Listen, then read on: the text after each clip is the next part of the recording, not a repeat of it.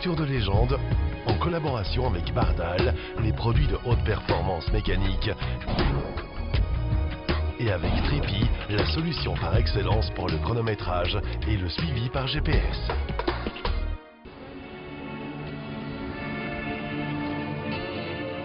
La Bulgarie, un petit pays d'Europe du Sud-Est, situé dans la péninsule balkanique, célèbre pour sa nature et ses destinations touristiques. En cette fin d'été, ce pays a accueilli un rallye autre que des touristes, en essayant de montrer le charme de cette partie de l'Europe, avec ses belles montagnes, ses plages dorées, où les gens sont très sympathiques.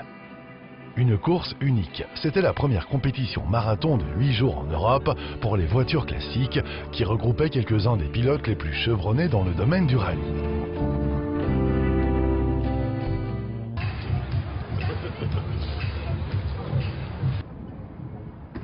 Le départ officiel était juste sous la plus grande cathédrale orthodoxe des Balkans, Saint-Alexandre Nevski. Voitures et camions d'assistance étaient mélangés avec les voitures classiques, prêts à attaquer 1400 km d'étapes et spéciales durant 8 jours.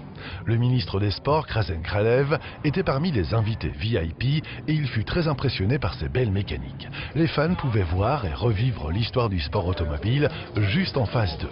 Les Datsun, Porsche, Toyota, Peugeot, Ford et autres Opel Ascona d'époque étaient bien présentes. Il était temps pour l'action et tous les équipages étaient impatients de voir la première étape.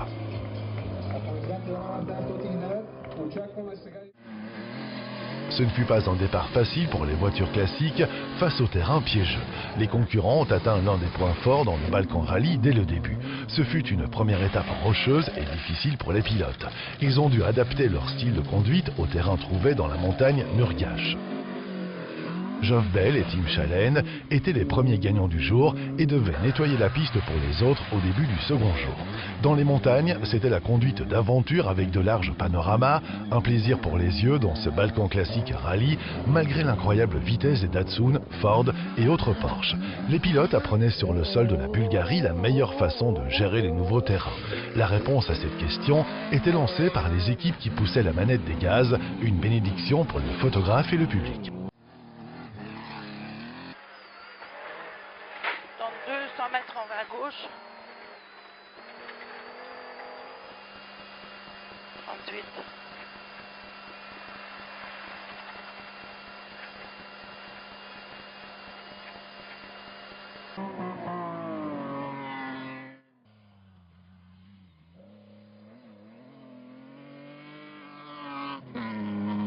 En passant par les montagnes de Rhodope pour la dernière fois, le rallye disait au revoir à la haute montagne et filait vers l'est en ce troisième jour et un bivouac à Starozel.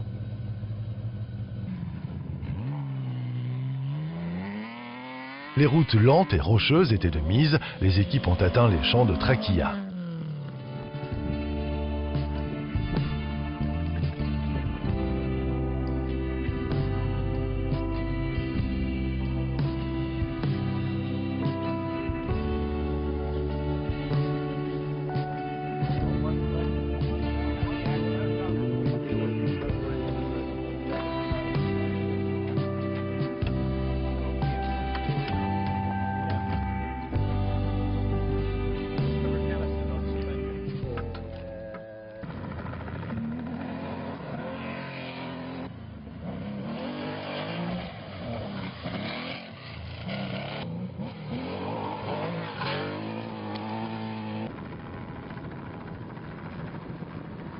L'organisation de cette course utilisait en partie les pistes de la 6e édition du Balkan Off-Road Rally, l'un des plus gros cross-country 4x4 extrêmes en Europe. Voilà pourquoi les équipages du classique ne savaient pas à quoi s'attendre. Il y a des voitures FIA, il y a des voitures Safari, mais maintenant, après ce rallye, il y a des voitures Balkan classiques. Ils ont dit qu'ils reviendront l'année prochaine avec beaucoup d'autres. Beaucoup d'autres amis de partout dans le monde. Nous allons faire le rallye sur des dates distinctes et cela va être 2 événements. L'un pour seulement les voitures classiques et un autre pour véhicules de l'extrême. Cela sera pour l'année prochaine.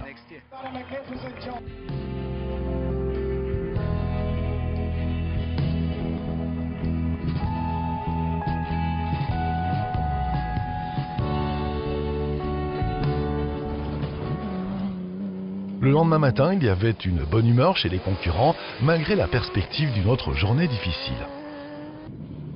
Une première partie rapide et une seconde plus technique, ce qui donnait un pilotage très intéressant pour les concurrents. Le plus rapide sur la route du rallye était le Belge Bernard Munster, navigué par son épouse André Hansen. Ils ont tout simplement fait voler leur Porsche 911 et réussissaient le meilleur temps de la journée. Bernard trouvait sa meilleure forme au bon moment et était aussi le plus rapide dans la journée suivante. Le parcours devenait plus difficile que prévu, cela était très rapide et compétitif pour les premiers équipages. La voiture la plus rapide de la journée était la Datsun de Geoff Bell qui a terminé avec 2 minutes 20 d'avance sur Andrew Sidal. Bernard Munster et sa Porsche a essayé le tout pour le tout et a fini moins d'une minute derrière Sidal. Avec plus de 250 km de spécial, le 7e jour de ce marathon était une étape rapide et longue. Les équipages ont dû faire face à la fatigue et aux problèmes techniques après une semaine de course et de tension pour avoir une place sur le podium. Bernard Munster a encore remporté une nouvelle victoire avec sa Porsche BMA. Andrew Sidal a gardé son avantage au classement général. Sidal savait déjà que seule une grosse erreur ou un problème technique pourrait l'arrêter et il n'a pris aucun risque. La fin était proche et la bataille pour le podium était féroce. Les mécaniciens des équipes faisaient de leur mieux pour garder les voitures en état après plus de 1000 km d'étapes spéciales.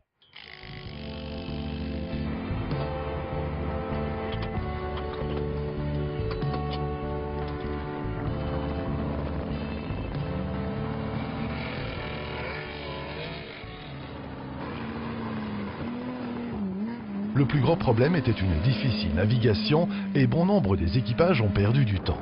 Un nouveau leader a émergé, Andrew Sidal et Andy Bull, au volant de leur Datsun, prenaient la tête du classement avec une confortable avance sur l'Argentin Jorge Pérez.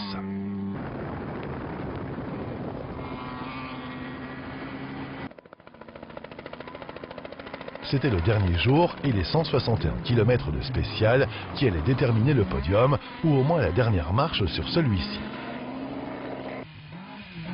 L'ensemble des participants s'est dirigé vers sa destination finale, la merveilleuse plage dorée de Skorpilovci, située dans le nord-est de la Bulgarie. Les équipages ont dû faire preuve de savoir piloter pour atteindre l'arrivée. Les pilotes n'ont montré aucune pitié vers le final, poussant les voitures à la limite.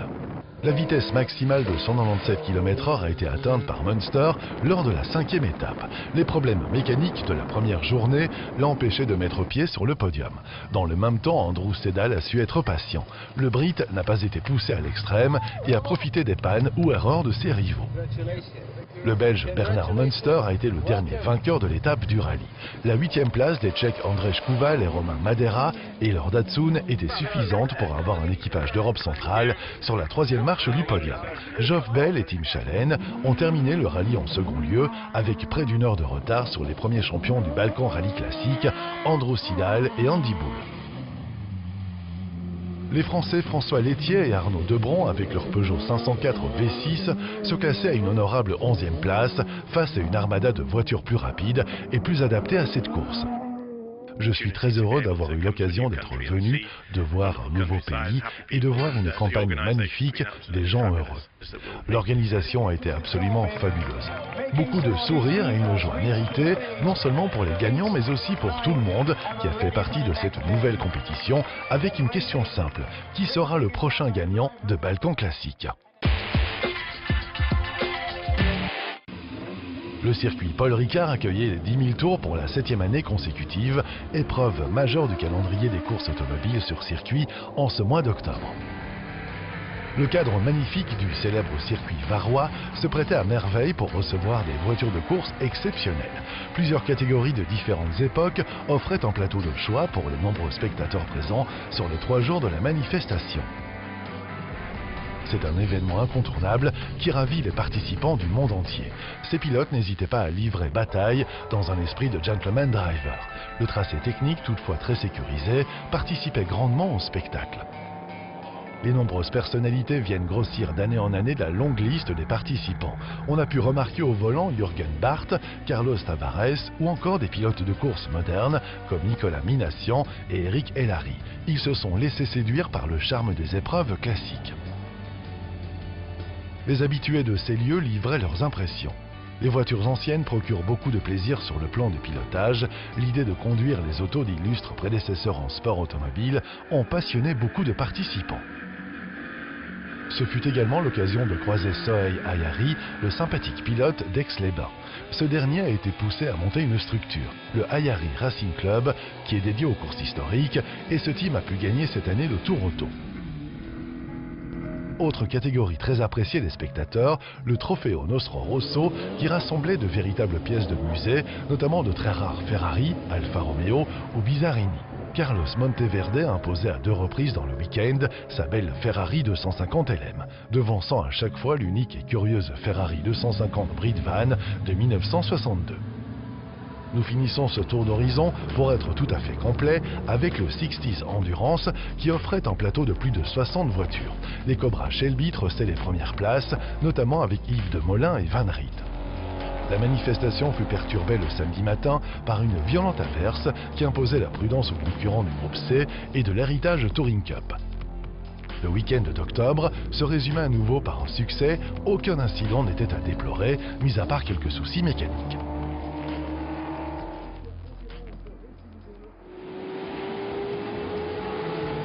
La catégorie classique endurance racing était aussi à l'honneur, tout comme l'héritage Touring Cup, où les redoutables Ford Capri RS imposaient leur puissance à une meute de BMW pourtant très affûtée.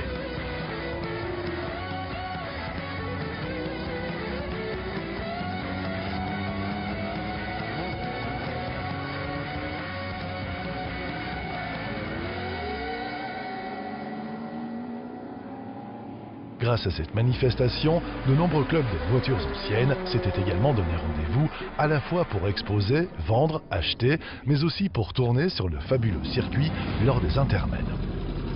En conclusion, rendez-vous le 22 octobre 2017 pour la 8e édition des 10 000 tours du Castellet.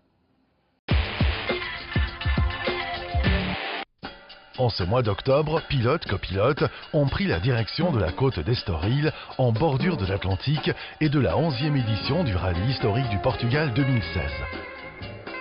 2000 km et spécial mythique composaient le menu. 120 véhicules étaient engagés dans cet événement européen organisé par l'Automobile Club du Portugal. On remarquait sur la ligne de départ le vainqueur des 3 dernières éditions, Joao Mexia, avec à ses côtés 29 équipages nationaux. Cette épreuve devenue incontournable regroupait des représentants de 6 autres nationalités, notamment 24 équipes françaises. La Belgique était représentée par 18 équipages, suivis par l'Espagne avec 14 voitures. L'Angleterre et la Suisse se composaient de 2 participants et l'Italie avec une paire de participants. C'est très vivant et c'est une magnifique expérience, très différente. Et je dirais à pas mal d'amis de sans doute venir l'année prochaine m'accompagner parce qu'effectivement je me sens un petit peu seul, nous sommes juste 2 équipages suisses. Le parcours majoritairement sur asphalte est très sélectif, à la vitesse moyenne de 60 km à l'heure, la mécanique comme le savoir-faire des équipages devraient être largement sollicités.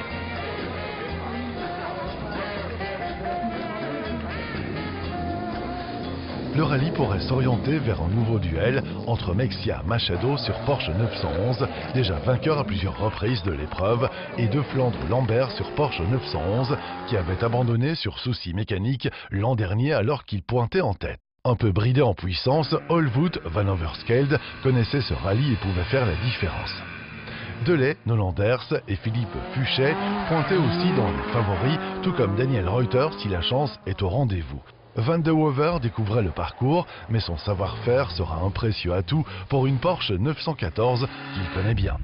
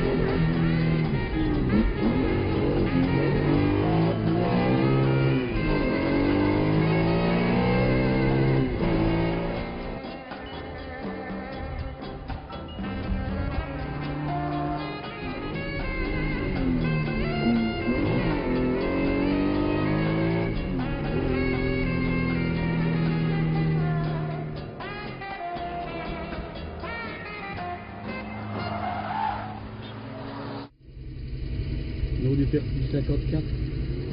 Ah, on a peut-être fait 54. Hein. Moi, quand je me suis rappelé, j'ai pas vu, c'est 2 secondes. Ça va peut-être attendre.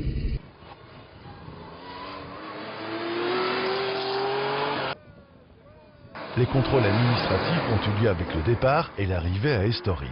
Ce rallye historique passait par Tomar, Aguilera, Thorn, Lamego, Viseu, Arganil et Leiria. Le rallye du Portugal historique Banco Bic partait sur la route pour la première étape de la compétition. 119 équipages ont quitté les jardins du casino Estoril vers la ville de Tomar où se terminait la première étape des 4 jours qui composait cette édition 2016. Si Jean-Pierre Van de Hoever et Julien Pes, Porsche 914-6, se sont montrés les plus performants sur le circuit Estoril, une crevaison leur ont coûté du temps par la suite. Ce sont donc Dirk Van Rompuy et Jen Van Overskel sur Opel Ascona qui clôturaient la première journée en tête avec une avance minimaliste de 2,5 points sur 22 Pes.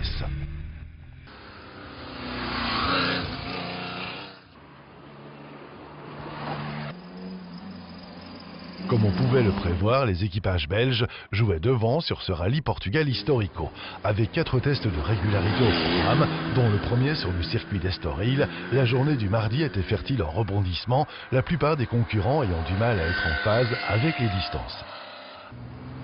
Plus grave encore pour Reuter, contraint de rester là, suite à de nouveaux problèmes de moteur sur la Porsche 914-6. Van de Hoever Pes chutait dans le classement à la 67e place, problème électrique sur l'auto.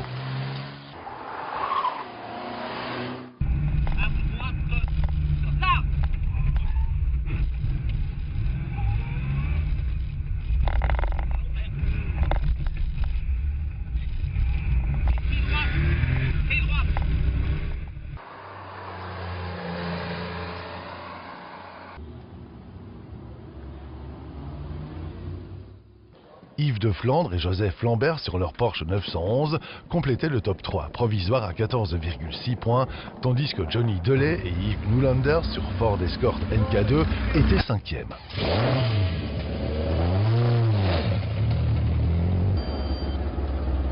Le gagnant de l'an passé, Joao Mexia, copiloté par Nuno Machado, était quant à lui en 4e position. Après une 12e de spécial chronométrée entre Tomar et Espino, la caravane des 110 pilotes restants avait survécu à cette journée du rallye du Portugal historique Banco Bic. Ils sont rentrés à l'hôtel des Templiers après une longue et exigeante journée qui a finalement révélé un nouveau leader au général, le Belge Yves de Flandre, pilote qui avait déjà en 2015 disputé la première place. Il s'adjugeait le haut du classement avec seulement 1,8 secondes d'avance sur le deuxième Michel de Kremer. Vient ensuite une longue journée et beaucoup de kilomètres à parcourir. La première équipe du jour était celle composée par André Frère et Sancho Ramalho dans ce rallye. Ils gagnaient la 6e spéciale à Middo-Valais, tandis que Dominique Olvoet et Björn Van Overskeld terminaient la matinée avec la victoire à Louza. Après l'arrêt déjeuner à l'hôtel Montebello à Guerra-Dame, l'épreuve a continué avec une autre spéciale chronométrée, le passage de Bussao, qui était remporté par les Français Thierry Fuchet et Christophe Hayet.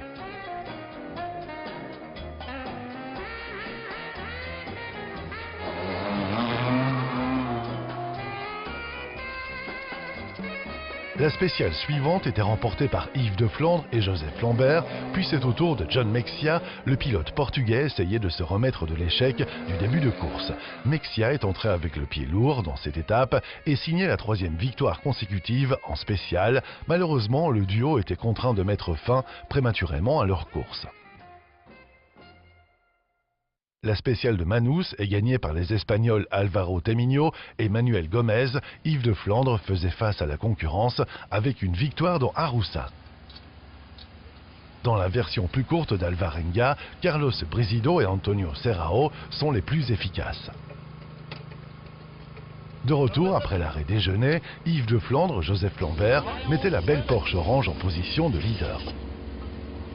Le soleil se cachant sur les pentes viticoles de la rivière Douro, c'est Joao Vieira et John Serodio qui étaient les meilleurs dans l'AIO avant que la dernière spéciale de Moès ne soit remportée par les Français Philippe Fuchet et Christophe Hayet qui remontaient ainsi de la 6e à la 3e place. À l'arrivée à Viriato, Yves de Flandre renforçait sa place de leader dans cette avant-dernière journée de course devant Michel Kremer et Philippe Fuchet. Dominique Olvoet et sa Toyota Celica est 4e et en 5e position pointait la meilleure équipe portugaise, Joao Vieira et John Serodio sur Porsche 911 Carrera 3 litres 2 de 1985. Le Français Philippe Fuchet, Porsche 911 SC, marquait le podium de peu en se plaçant à la 4e place.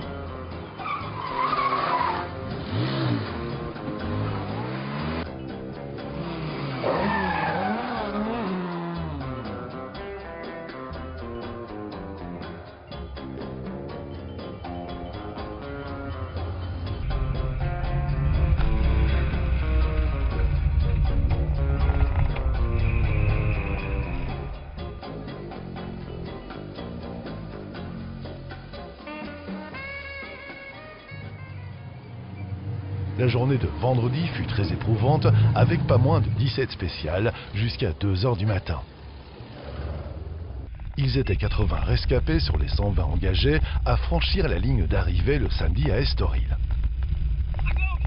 Au terme de 2000 km et de spéciales mythiques, la Porsche de l'équipage belge Yves de Flandre, Joseph Lambert, remportait pour la première fois ce rallye historico-bancobique du Portugal devant Olvoet, Van Overskelde et les Portugais Vieira Borges, Serodio.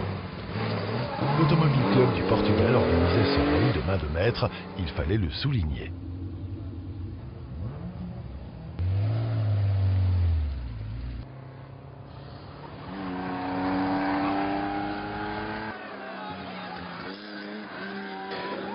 Oh, il y en a plusieurs. Probablement la convivialité, la sportivité, assurément. Mais c'est vrai que c'est un rallye qui est très bien organisé, c'est très professionnel. Tout est pensé, c'est fantastique. Et puis alors, voilà, les spéciales, il faut toujours attaquer, ou en tout cas très souvent. Et c'est vraiment un plaisir. On est très content de ce rallye-là, ça a été 4 jours super. Ça fait la 9e fois que je viens ici et 9 fois où je prends mon pied à rouler parce que les moyennes sont vraiment élevées et à notre main. Chez nous, c'est vraiment une passion, mais je vois aussi que les Portugais et les Français se défendent bien, et je trouve que d'année en année, les niveaux remontent, et il suffit de regarder le classement général pour voir les tout petits écarts. C'est un très très beau rallye, on est très content d'avoir gagné la classe. On a la plus vieille voiture du rallye de 61. On a une petite sortie de route, on a réussi à réparer grâce à l'organisation et à toute la solidarité des Portugais. Donc merci, on reviendra. Merci beaucoup. Oui, je suis très content du résultat. Ça fait la 3e année qu'on participe. C'est 2 fois qu'on fait la 2e place. Bon, on reviendra l'année prochaine pour la 1re place.